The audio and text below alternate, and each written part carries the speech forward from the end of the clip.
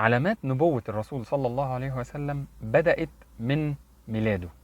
فلما ولد الرسول صلى الله عليه وسلم، كلنا عارفين ان المولود لما بيتولد بيشدوه من بطن امه ويقطعوا الحبل السري.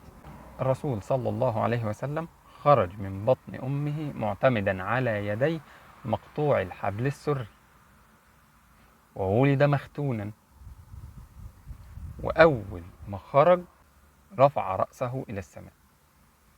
دي من ضمن العلامات اللي كانت بتنبئ ان المولود ده ليه شأن عظيم في المستقبل.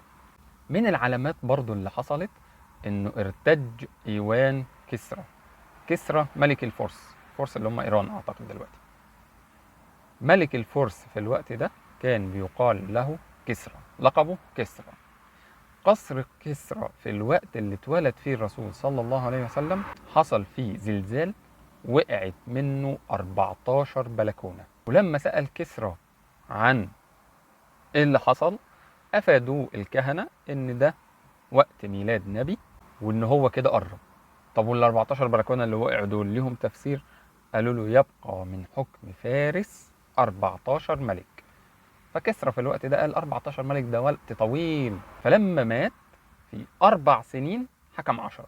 من العلامات اللي حصلت ان نار المجوس دول عبدة النار، فالنار بتاعتهم إلههم ده على طول متقاد، عمرها ما انطفت.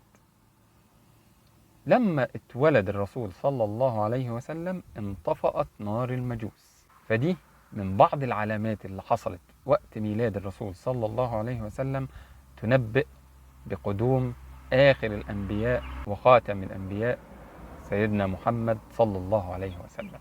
اللهم صل وسلم وزد وبارك على نبينا محمد وعلى آله وصحبه والتابعين، اللهم آمين.